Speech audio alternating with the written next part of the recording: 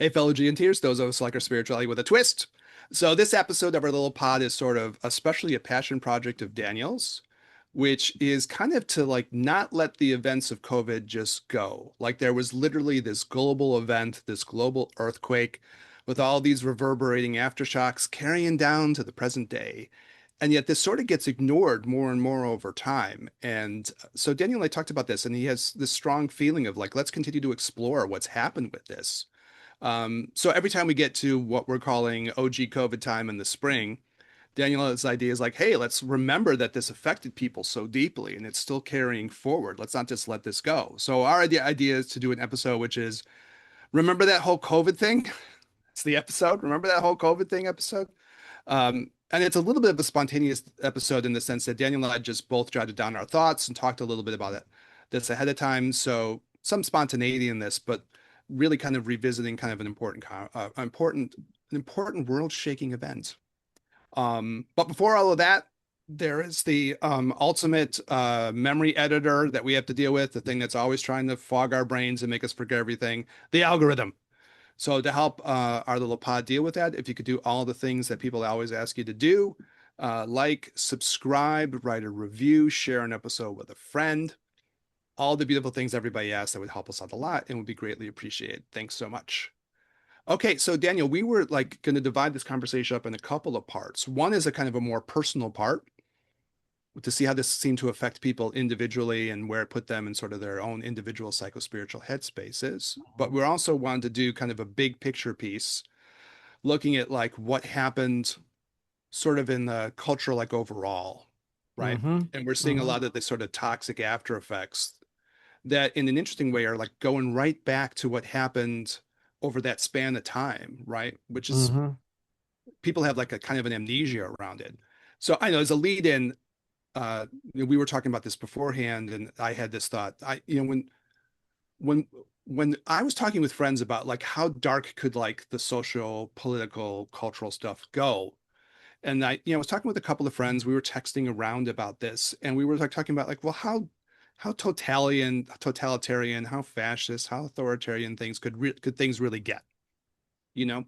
Right. Because usually you need some kind of crisis trigger. And we were having these sort of like text messages back and forth with a couple of friends who are interested in history. And we were kind of going, well, when you look back at like a lot of the things where things go very dark, and of course, one of the obvious things you think about is like a Nazi Germany thing, which I suppose is an overused thing, but like still was on people's minds. And so we were talking about it, and we thought, well, you needed like a real crisis. You needed like a Great Depression. You needed like true crises to bring out these darker forces. And it just didn't seem realistic that we had had the really dark crisis. And now I look back at it, like we were talking about before we hit record. It seems like COVID was like the part of the crisis, Mm-hmm. right? COVID was that trigger. And I don't think even in our conversations, like kind of going down memory lane and thinking about them of a few years ago, I don't think we were thinking about that. And in a way, there was like sort of this underestimating of how, deeply traumatic and crisis inducing this really was.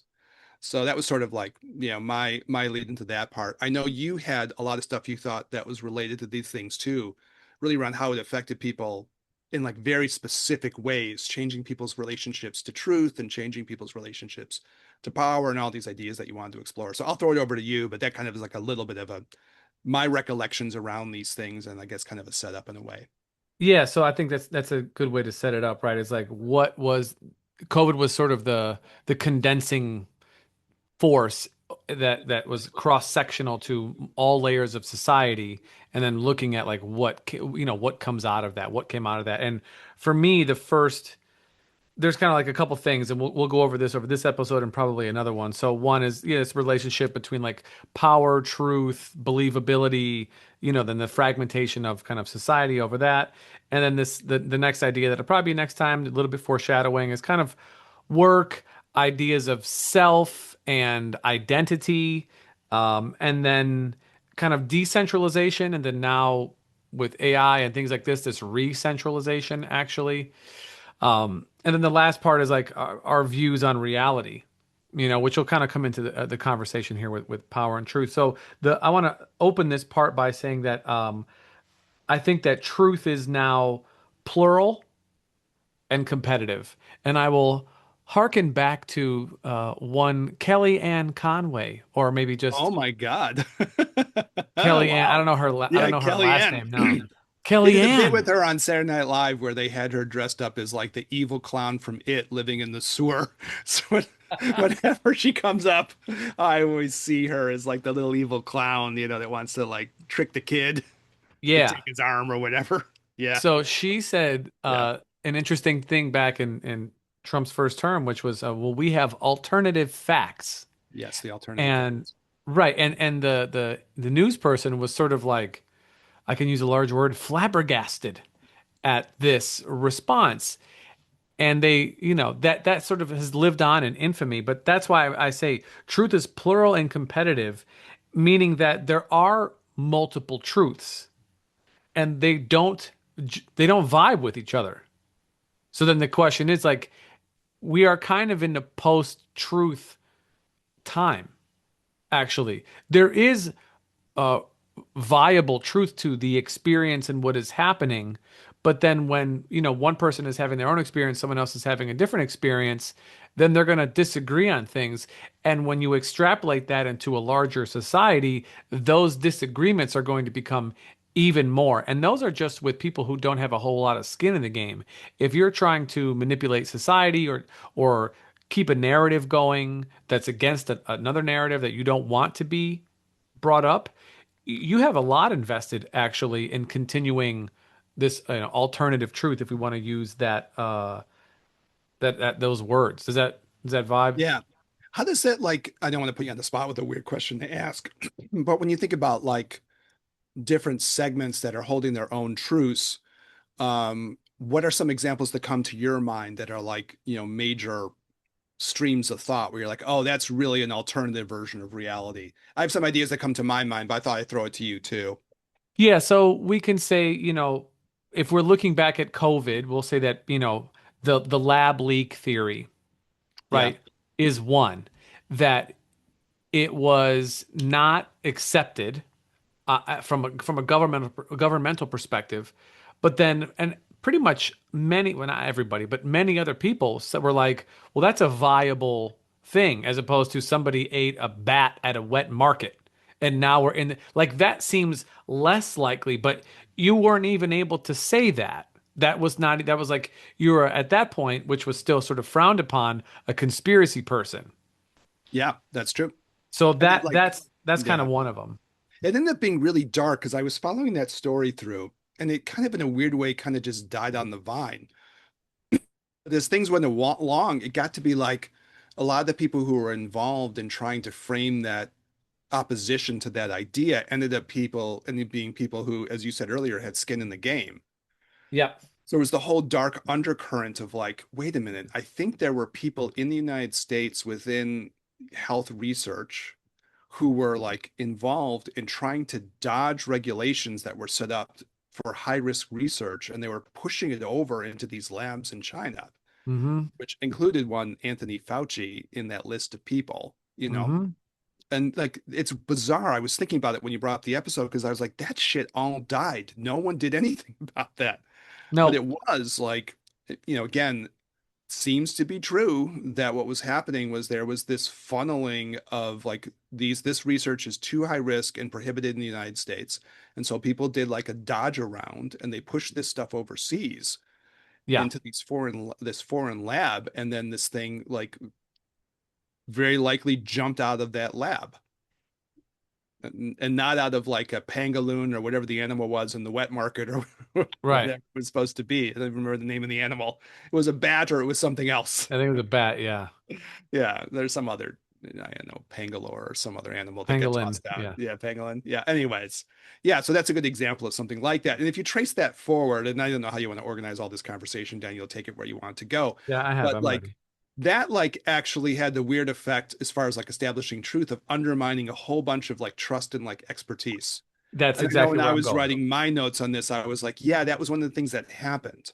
And it had Yes. this weird effect also to my eyes of like undermining like almost like knowledge or something, Yes. like knowledge itself, because there was this corruption within the flow of knowledge. But it like had this deeper impact of like just undermining knowledge somehow. You could say expertise in quotes, but I think it went deeper. I think it like just like started undermining like knowledge Yes. and facts and like research and reality Yeah. all started to go down the shitter Yes. because there was this weird morbid response to this. But I'll throw it back to you. Yeah. No, no, that's totally true. I mean, and there's yeah, there's so many different pieces even wrapped up in that in those couple sentences, right? So on one hand, you no longer have universally accepted authority. So that this is now gone, right?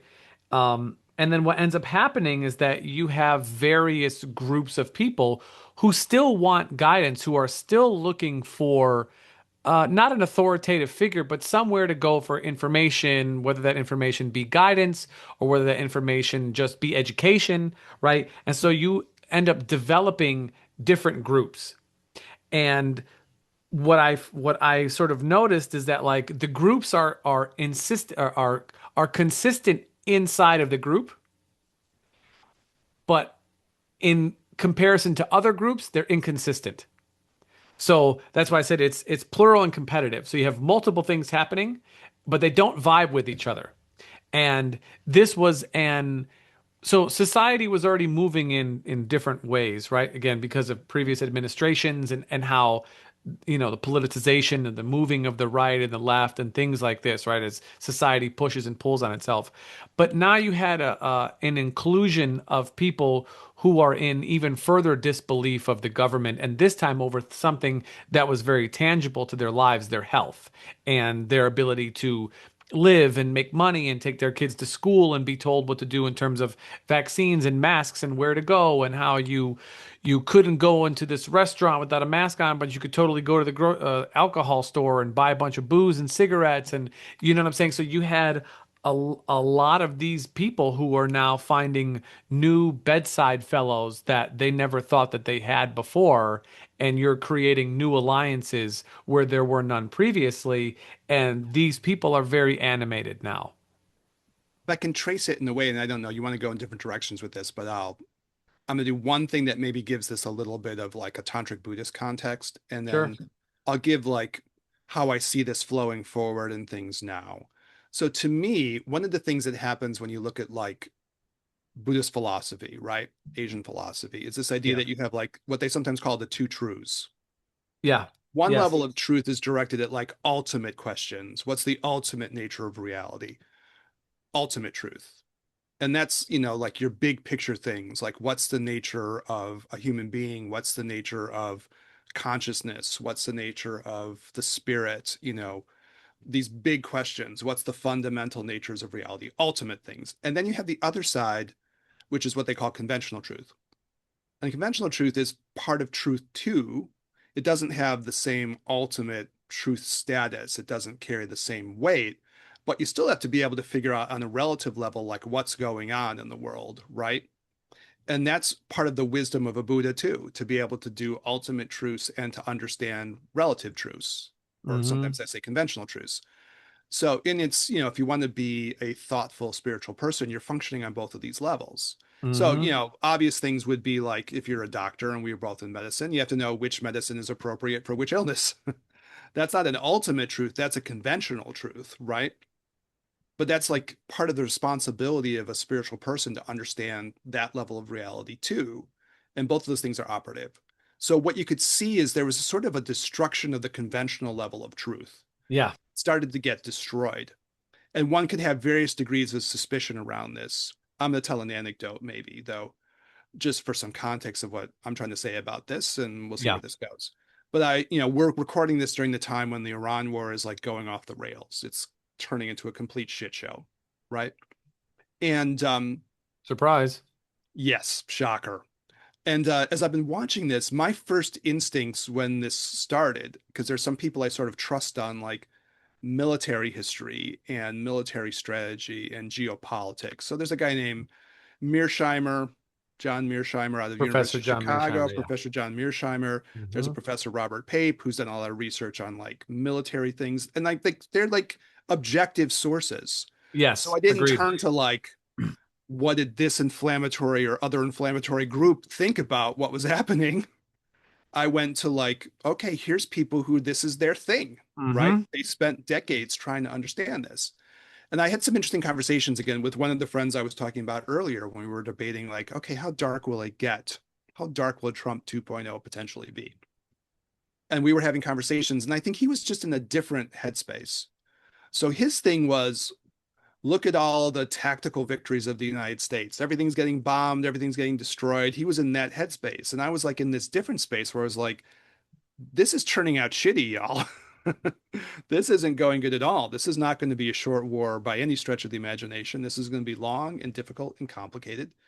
And I was listening to the people that I would say would be expert opinions, right? It wasn't just my thought. It was like, I'm going to trust people who spend their lives thinking about this, you know? Mm-hmm. And so that was my like instinctive way of going, okay, this is a conventional truth. I need to understand what's happening. Let me go to people who look at this part of conventional truth. Mm. And so I had the students, we're both TCM clinicians. I teach a lot. So I was on campus, good dude. He's like in his mid 20s, mid to late 20s. We happen to come from the same hometown. So if he listens to this episode, go Bengals. That was our high school team. Whenever this comes up, I always say, go Bengals, whenever we're in the clinic together. But in any case, I was like, hey, man, why don't you listen to some of this stuff? And he was like, good, send me some episodes. I like to know, like what these people say. Because, he was acknowledging, like, I'm getting things, but I don't know if it's entirely reliable or I don't know. I'd like to have other opinions about this. And I was like, cool, I'll set you up. Right. And that's an investigation into conventional truth. And if you want Mm-hmm. to frame it, in the overall arching themes of our podcast, you're supposed to know if you're trying to get enlightened in the world, you're supposed to understand ultimate truths, but you're also trying to do your best to understand conventional truths so you can be of most optimal value to people. Anyways, I thought I'd throw that out as an example because I'm literally having these conversations here. Like, here's some people, they've studied this for decades. See what they have to say, as opposed to just getting everything from just rando media sources that a lot of times are propagandist, right? Correct. And we can maybe start to reestablish some shared level of truth. But anyways, that's an example to my mind of the No, reason. that's a good, and so then I can tie that in then when the authority was weakened, or I don't want to say authority, let's say that the intelligentsia, right? The people who study, and some of it verifiably so, because, again, the Faucis of the world are telling you one thing when they're doing something else. So there was some bit of this, but the other part is that like they were having to, what does it say? Action cannot wait for certainty. So you're having to act at a moment where there is not certain footing. It's not clear as to what to do. The answers are not clear. I mean, that's how the present always is. We can always look back and say, okay, what could we have done better? How can we learn from this moving forward? So on and so forth. But in the moment that it's unfolding, you're kind of doing your best. I know that's a little bit of like a easy way out, but it's the truth.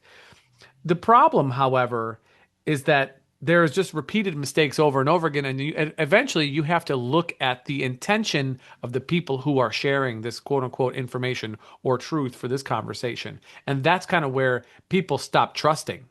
They said, well, yeah, okay, yes, you're educated on this thing, but like, fuck education. It's making you jaded. You have now inconsistent ideas about everybody else. You feel you're better than people. So they started to poke holes at their education. And so therefore education didn't have as much value as it did before. But to your point, it's like maybe those people have other motivations in what they're sharing. We can all agree on this. But that doesn't make their opinion or their views completely invalid. You're talking about the undermining of like knowledge and expertise in this really Yes. deep way that it was. Yes. Yeah, and I suppose like, and again, I don't know if you want to go in this direction too yet, Daniel, but if one is like looking at this through a more skeptical, cynical lens, part of my reaction to that was, okay, this is part of like a set of power moves.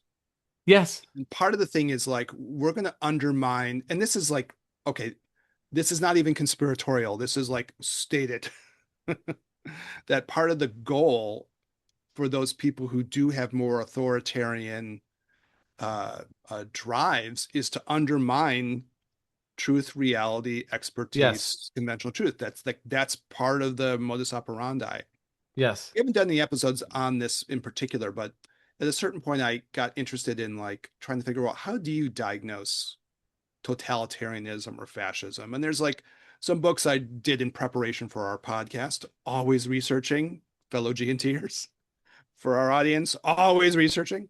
So I kind of came up with like a little checklist. We don't have to do the whole thing, but part of it was like there has to be propaganda, right? Yep. And there has to be um, a kind of like a destruction of reality along with the propaganda, and you have to be anti-intellectual in a way, right? You have to destroy Yes.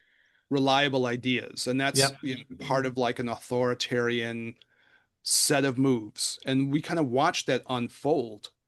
Going back to the beginning, I think the part that was interesting to me was I don't think I appreciated how deep that was. It took a while to really recognize all the implications of that, at least for me. Maybe other people saw that faster. I saw pieces, Mm, but to the extent of like how deep that was, you know, that took a little bit to fully come home to me if I like want to look at myself, you mm, know, and like in the mirror and be critical about my own assessment of conventional truth. I thought, well, this could go dark, but I don't think I saw how much the COVID thing had destroyed some of these props so much, hmm. these positive factors so much that it like opened the door in a more powerful way, in a more devastating way than I think I recognized initially. So I'll weave in what you're saying, and then and then we'll bring it. I'll take one step back and then weave it right back in. So essentially, I think what ended up happening is as you sort of had this decaying of expertise, you have politicization of decision making, where you began now to get your information from your political ideology, and you sought out experts that also believed in you, in your political views. And this makes things much, much worse because now you might have subject matter experts, but you have subject matter experts who believe the way that you do, or maybe I could say it more specifically for those who are feeling some kind of way, you believe the way they do. They tell you what you believe. And I totally have something in my contact, so Oh. there's that. You want Um, to get okay. yeah, I might have to one quick second, take a quick, well, I don't know how to pause, but okay, we'll keep going. That's how it goes. Show goes on. Um, Okay. All right. so yeah, so that happens, and therefore that influences the way in which they're going to report things because Hmm. they're going to skew it in order to go to their audience. And that doesn't help the actual narrative for what's happening. That doesn't help to find the actual middle ground of what is occurring without any kind of political bias. Just like at some point, the news became about prediction, whereas it used to be about reflection. Hmm. And I prefer my news to be about reflection, less than about prediction. And I feel like that this politicization of decision making became far more about prediction. And so the predictive aspect of this then influences how people think, and it gets them to feel more snugly about their particular political viewpoint. And so then what ends up happening is that things are less reliable. Outside sources are less reliable. I have to go to where my sources. I'm going to do my own research, right? And so then you get misinformation, right? And there was all this misinformation campaign during COVID, amplification of certain people who knew more or less, but they just had a following, and so now you hear from them, and then suppression of other people who might have known shit, but they don't have a large following, so we're going to just tell them to shut the fuck up, and then you have this what I'm calling is coordination of the truth, which is to, what you were getting at earlier is propaganda and co-opting on one hand. On the other hand, you have the now the complete erosion of trust for the other side. So we could be looking at the same exact thing. And because one person who I have more of an affiliation with tells me that's bad, I go, well, that's obviously bad. And then somebody else who I don't agree with will say, well, that's good. And I'll say, that person's totally full of shit. And Hmm. now we have just completely separate views of reality. And this is being absolutely taken advantage of and has been now for quite some time. Yeah, I guess like the part of the pain of it is again, I was having a conversation with some. This is going to be about like Maha, I guess, a little bit, right? The whole like health movement that is part of the deeper Trumpism thing, like the RFK Jr. kind of movement stuff, right? And and I was talking with someone like during the week, and like she's a molecular biologist minded person. She was like, there's polio coming back in Europe, Yeah. and I was like, huh, what? I hadn't heard that. Measles coming back, making a comeback, right? Comeback kids. But I hadn't heard the polio one. And as someone who's involved in medicine and biology, she was like, that's not going to stay isolated. That's going to start moving around like crazy. You start letting those things out of the bag. And so, you get to this part of like the part that's painful on some level to me, and I'll try to do the best I can, like just tapping into this, is I think there's probably sincere people within those groups. There could be someone who's like sincerely concerned about health and sincerely concerned about, aspects that could fit under that broad idea of like a Maha thing. And then, the painful part is you can get people coming in with a lot of sincerity, and then I'm going to be the cynical person in this. There's a manipulation campaign going on to try to Yes. skew their positive motivations and essentially get Machiavellian on people, get kind of dark triad Machiavellian on people and manipulate them. And sometimes it's very hard to say. Like I can flashback. I don't know what your relationship was. I can remember RFK Jr. from back in the day where he was an environmental crusader. Yeah. I would have been said like, okay, he seems like a decent dude. I don't know too much about the guy, but I certainly know he was trying to do a lot of things that seem to be pro-environment in the way that I would support. So I can't even tell if he's sincere or not. I can't tell anymore, and that's very disorienting. You'd have to think no, because the shit looks crazy. Well, and that's Did you see the thing with him and Kid Rock where they're like doing plunges in their jeans and yeah. drinking raw milk in the sauna? It's So everything is a obviously it meme. looks crazy, whatever's motivating people. But I do think whether you look to the people in power and if you want to just see them cynically, which would be an appropriate response, but I think there's a lot of sincere people within that, right? Who Yeah. probably have legitimate concerns. Yeah. But Yeah. that's what ends up happening is that you have to have more energy output into keeping these narratives tight.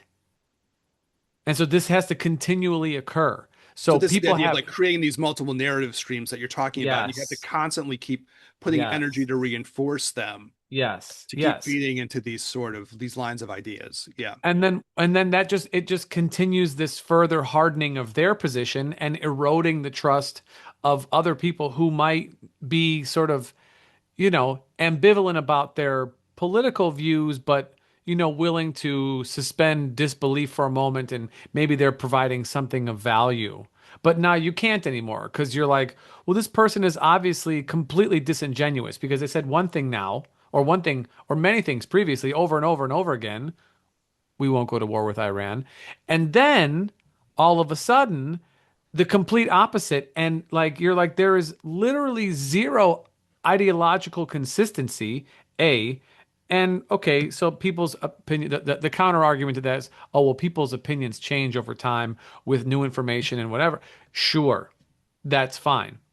But there are very few people who can make those arguments with any kind of a logical backing or any kind of reasoning that makes sense that they actually present. They just say different shit, and then everybody is supposed to either believe it, which many do, and more importantly, many more do not. And so then we end up in this place where like things are not parallel; they're always intersecting, and they don't fit. And things don't fit, and you're at least for me, I'm like my brain goes, like you said earlier, this conventional truth, like these are not, this is a puzzle that is not solvable, actually, not from the outside, not from a person who's just observing.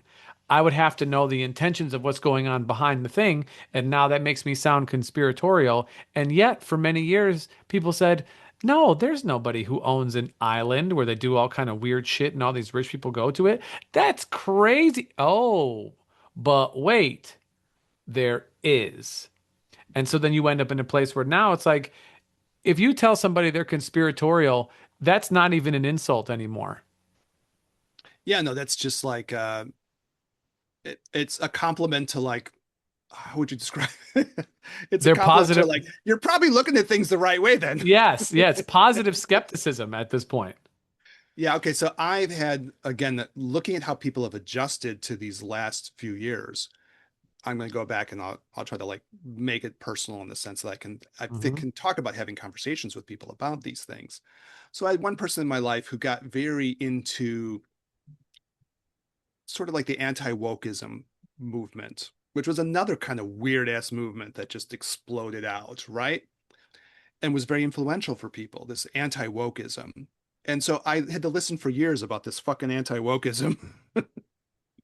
But at one point I was like, listen, you know, these people you're listening to, his philosophy was I'm going to be an objective person and listen to things objectively from all sides.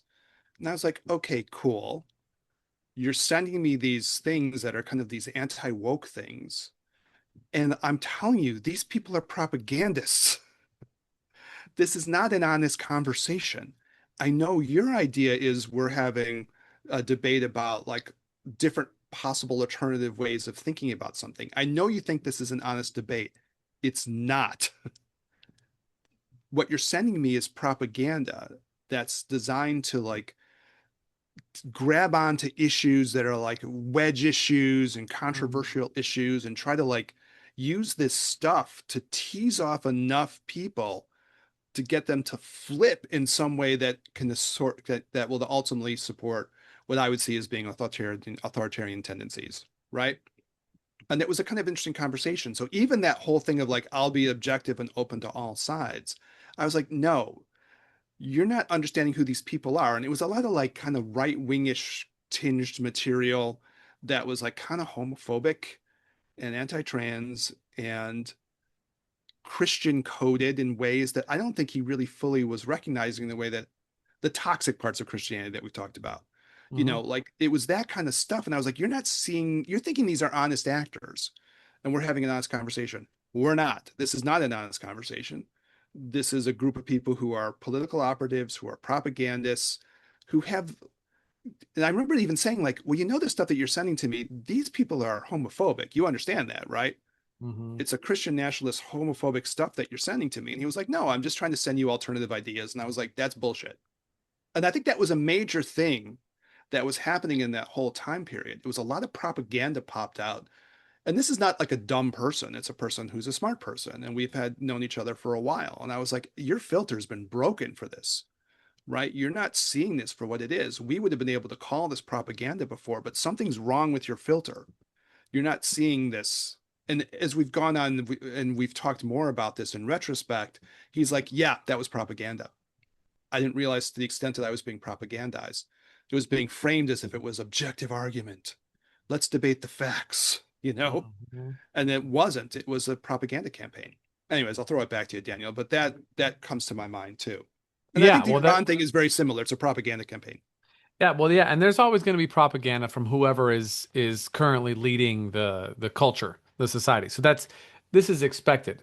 But what ends up happening is that when you have weaker legitimacy, meaning that your ideas A are not popular, B are generally not helpful for the vast majority of the people, your tools have to get stronger in order to implement those relatively illegitimate ideas. Mm-hmm. And so what ends up happening is what's happening now, which is a consolidation of media. We always, this country makes fun of, Russian state TV because they're not technically state TV, and yet the majority of their news outlets via print and television all parrot the same talking points. And we look at that rightfully so, and we're like, that's look at those dummies, they where they're going to get they're being fed the same thing. And yet now with the consolidation of, CBS and TikTok and Paramount and, eventually CNN is going to be, and not that CNN is good now, but the distrust for linear TV slash legacy media has already been highly eroded. Okay, particular. I mean, from COVID, but even before, but particularly during COVID, when a lot of these, we call them alternative ideas for how to take care of yourself and so on and so forth were dismissed whole cloth, right? And they were just parroting the narrative that the government was putting out. Those are now being consolidated. And even though they don't have as much sway as they did before, they're still vastly powerful and highly influential. And so the tools for messaging, the tools for propaganda in particular, are getting even stronger. But it is my assertion that if what you were doing was actually beneficial for people, you wouldn't have to push so hard for that message to be out there. You could stand on the truth of what it is that you were wanting to do and let it be, as opposed to having it, dressed up with a shield and a sword saying, "Don't worry about what's behind this shield and this sword. I'll stab you if you continue to ask questions. This is good for you. Don't worry about it." Like that never, who's going to trust that? No one is going to trust that. And so then you, like you said, you take the wind out of the sails completely, and then we find up ending ourselves having being, completely decentralized with our media, which is totally where we're at currently, right? For most people, they're not watching mainstream, kind of TV. I mean, yes, they still have a large audience, but there's far more people who are getting their news and information off various other sources, and that's good in one sense. You could say that that's the capitalization, capitalist ideology The in free market of ideas, there perhaps. you go. Right. Yeah. However, and this is a big however, those people are not well researched. They're not well researched. And so people are being informed by people who might be well meaning, might be just talking or asking questions, right? But those conversations are absolutely influencing millions and millions of people, but they're not based on anything. They're not based on truth. They're not based on lies. It's just questions based on questions. But at some point, people are going to stop asking questions and start taking answers from the questions that are getting asked.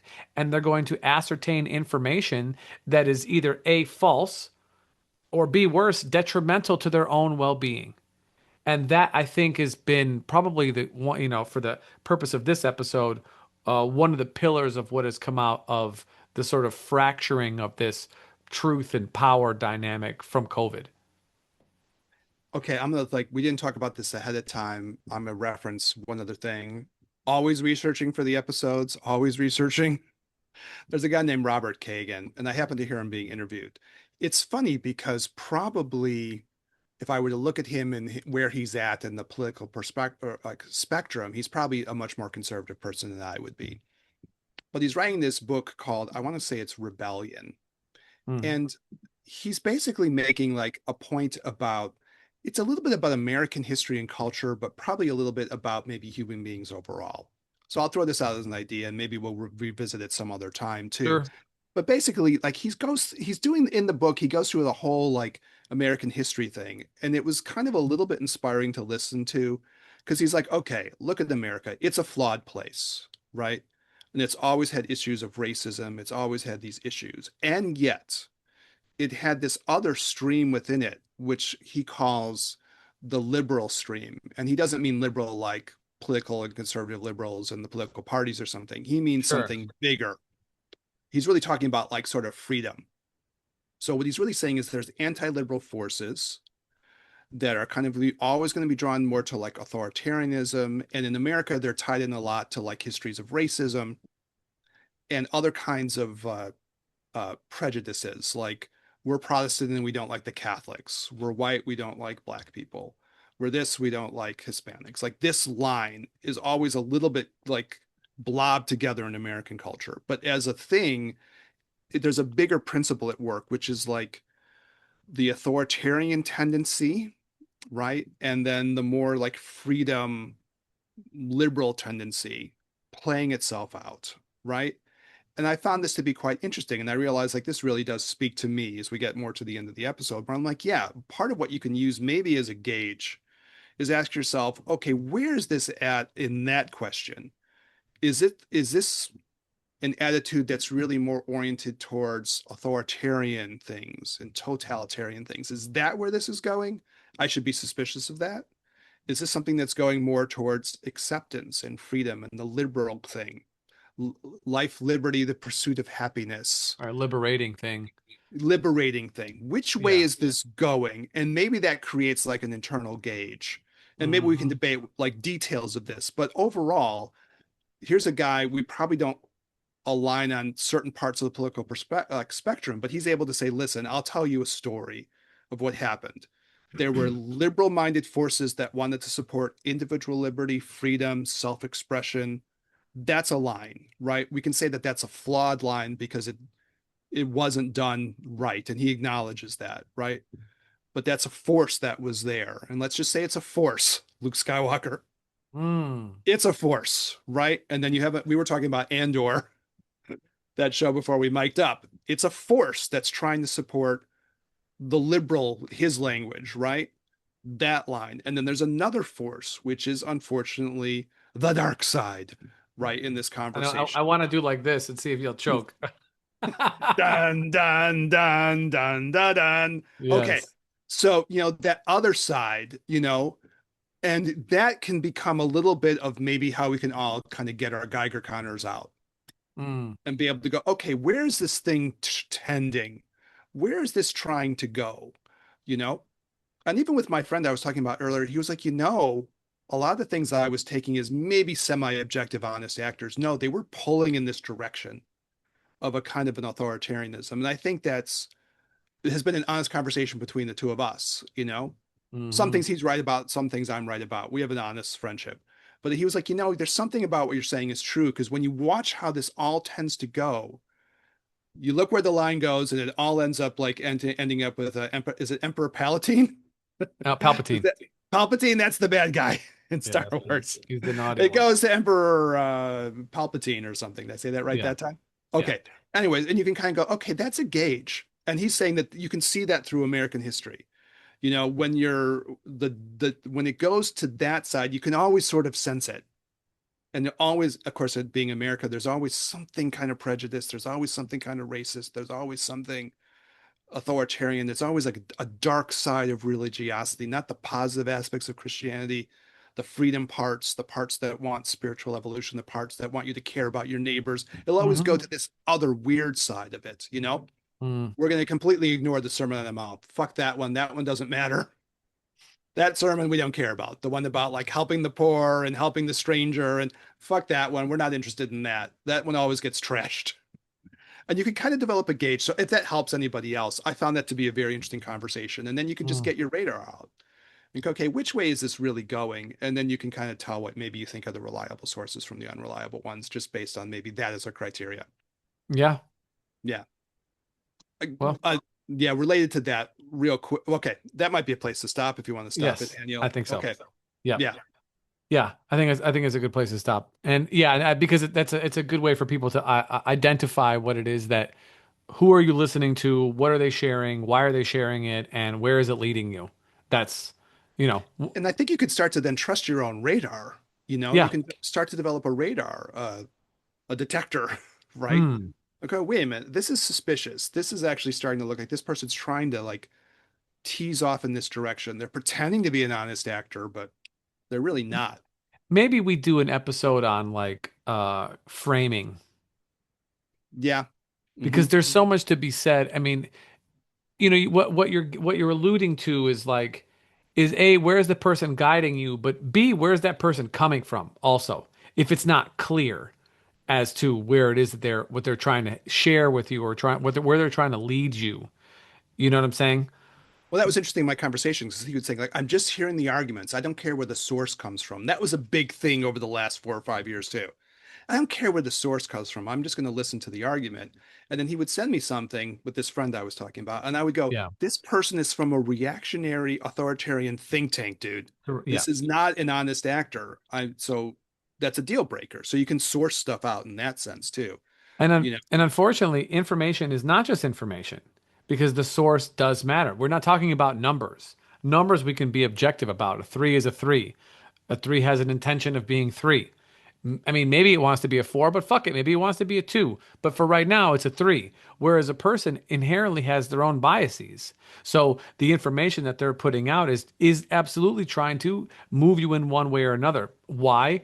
Because everything is monetized at this point. Everything is monetized. And at some point, your Like you're saying, audience, they're politicized and about power and about manipulation. Like yeah, it's not a factual world anymore. It's a propagandized world. it's a propagandized world. So the question is what are how are they propagandizing you?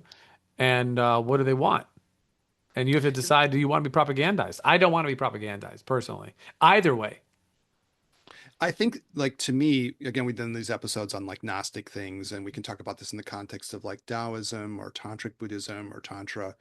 There's one line of impulse that wants to go to freedom. Let's just say that that's how it is. And there's another line of impulse that wants to go to control of others and probably in a way manipulating and using others to like my own benefit. And like you just have to maybe start developing a radar for that, would be my thought. And that is a deeply spiritual question to pull it back to like, the themes of our podcast overall.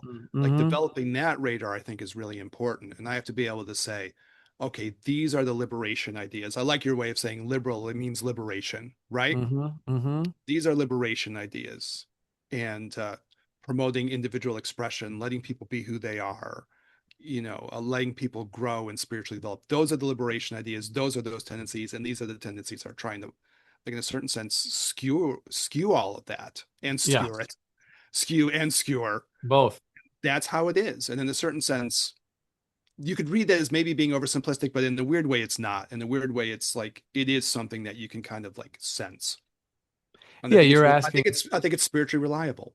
Yeah. Yeah, I mean, essentially, it comes down to asking where is what's someone's moral compass, and how deep is that compass actually? Which direction is that compass pointing them? And if Yeah. it's pointing you for a place of freedom and compassion, and again, we are a spiritual podcast. I know today is a very conventionally truthed kind of ideology, discussion, but overall, that's essentially where you have to go to. And if you can't determine that from who you're talking to, then you have to have that very strongly within yourself so that you can take things in and not have it take you off your path. That's Yeah, I think that's a spiritual question. I think that's how this all comes together, so to speak, right? In a mm-hmm. knot. And the idea of like, then it becomes like, okay, so what is the motivation of this person? Where are they coming from on that spectrum?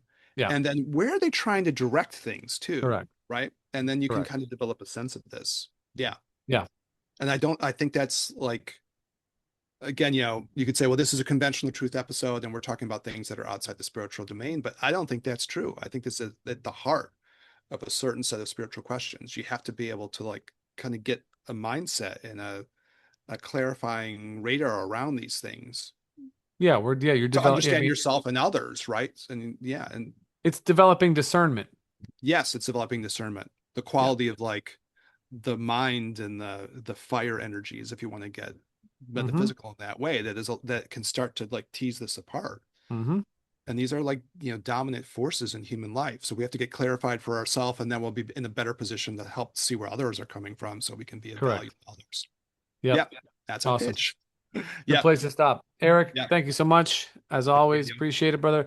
Audience, thanks for tuning in. If you made it to this point in the episode, you are in the top 3% of human attention at this current time. So we appreciate you tuning in and making it all the way to the end. Thank you so much. If you would like, comment, subscribe, feel free to send us an email at ginandtantra@gmail.com. Hit us up on the gram, the Gin and Tantra podcast, or leave a comment here. We'll get back to you. Questions, comments, concerns, hate, we'll take them all. We'll catch you on the next one. Peace.